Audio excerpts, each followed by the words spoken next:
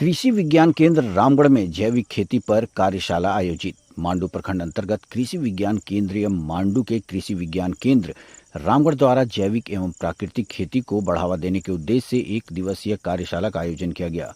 कार्यक्रम के मुख्य अतिथि बड़कागांव विधायक रोशनलाल चौधरी थे। कार्यक्रम में जिला परिषद सदस्य, जनप्रतिनिधि, कृषि विभाग के अधिकारी, कृषि आदान विक्रेता, एफपीओ प्रतिनिधि तथा प्रगतिशील किसानों ने भाग लिया। कार्यक्रम में कृषि विज्ञान केंद्र रामगढ़ के वरीय वैज्ञानिक सह प्रधान डॉक्टर सुधांशु शेखर ने अतिथियों एवं प्रतिभागियों का स्वागत करते हुए कहा कि बढ़ती उत्पादन लागत, मृदा उर्वरता में कमी और पर्यावरण चुनौतियों के बीच जैविक एवं प्राकृतिक खेती एक प्रभावी विकल्प बनकर उभर रही है। उन्होंने कृषि विज्ञान केंद्र द्वारा संचालित प्रशिक्षण कार्यक्रम एवं तकनीकी मार्गदर्शन कार्यक्रमों की जानकारी भी दी।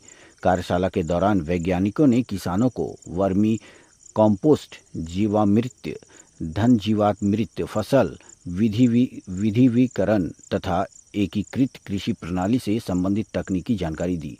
साथ ही कम लागत में अधिक लाभ प्राप्त करने के उपाय भी बताए गए।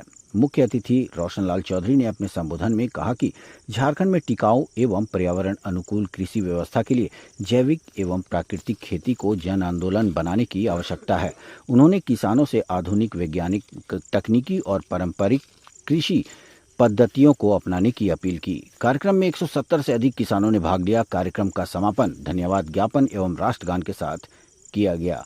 मांडू से मोहम्मद साबिर की रिपोर्ट। मेरा जोहार। जैसा कि आज कृषि विज्ञान केंद्र रामगढ़ जैविक खेती के ऊपर एक कार्यशाला का आयोजन किया, जिसमें करीब करीब 150 किसान हमारे जो है विभिन्न गांव से आए हुए थे। इस कार्यक्रम का मुख्य उद्देश्य है कि जैसे हम लोग आज़ादी के बाद अगर हम देखेंगे तो हमारा खाद्यान्न जो है 50 मिलियन टन से बढ़ के 330 मिलियन टन हो गया है।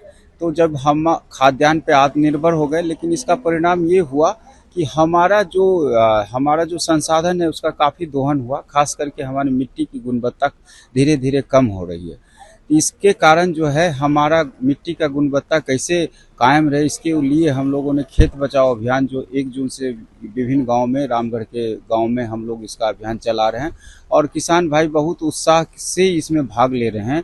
और मुख्य रूप से हमारा यही उद्देश्य है कि किसान भाई कैसे जो है कम से कम केमिकल फर्टिलाइज़र का उपयोग करें और उपयोग करके जो है खेती करें। और इसके अलावा जैसे हम लोग रासायनिक खाद के अलावा हम लोग प्रेरित कर रहे हैं किसानों को कि जैविक खाद का उपयोग करें, हरी खाद का उपयोग करें, वर्मी कंपोस्ट बनाएं, जिससे कि उसका रासायनिक खाद के ऊपर निर्भरता कम हो जाए और क्या किसान भाई का जो है खेत की जो है उपजाऊ क्षमता बरकरार रहे।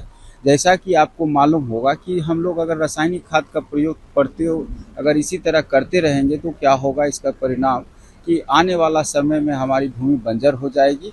और तो इसके लिए किसान भाइयों को कम से कम रासायनिक खाद का प्रयोग करना चाहिए। इसके लिए बहुत सारा विकल्प है, उस विकल्प को हमको अपनाना चाहिए। खास करके जैसे हमारे खेत में ऑर्गेनिक कार्बन की बहुत कमी है। यहाँ झारखंड के जो खेत है उसमें ऑर्गेनिक तत्व 0.5% है।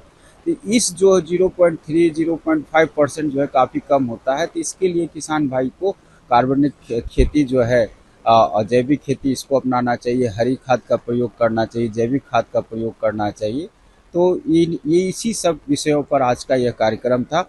मुझे यह बताते हुए बड़ा हर्ष हो रहा है कि किसान भाई जो है अभी करीब करीब हमारे 50 किसान ऐसे हैं जो हरित खाद का प्रयोग कर रहे हैं करके, और इस बार जो है उसके बाद धान की खेती लगाएंगे तो उनको जो है उर्वरक के ऊपर जो खर्च आता है उस खर्च में कम से कम 50% की कटौती होगी, जिससे उनके लागत में कमी होगी। और आजादी के बाद परिकल्पना भी की गई थी कि जब तक गांव किसान संपन्न नहीं होगा देश संपन्न नहीं होगा। लेकिन भौतिक युग में जिस तरह से रासायनिक खादों का उपयोग होते जमीन जो है पूरा बंजर हो गई, उर्वरक शक्ति कम हो गई। आज के समय में किसानों में जागरूकता लाना बहुत जरूरी है। और आज जैविक खेती से संबंधित जो आज यहाँ कार्यक्रम रखा गया था बहुत ही किसानों के लिए लाभदायक है।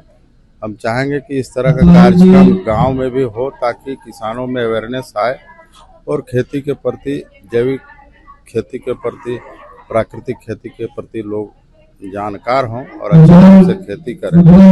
अभी हमारे लिए जानकारी मिला कि पूरे झारखंड का रामगढ़ जिला का आम विदेशों में भेजा गया। ये हमारे लिए बहुत सौभाग्य की बात है कि किसान इतने मेहनत से खेती की है और उनको इतनी बड़ी खुशखबरी मिली। हम चाहें कि आने वाले समय में इस तरह का अवेयरनेस सभी किसानों को मिले और अच्छे ढंग से हर तरह का खेती करें ताकि वो आर्थिक रूप से संपन्न हो।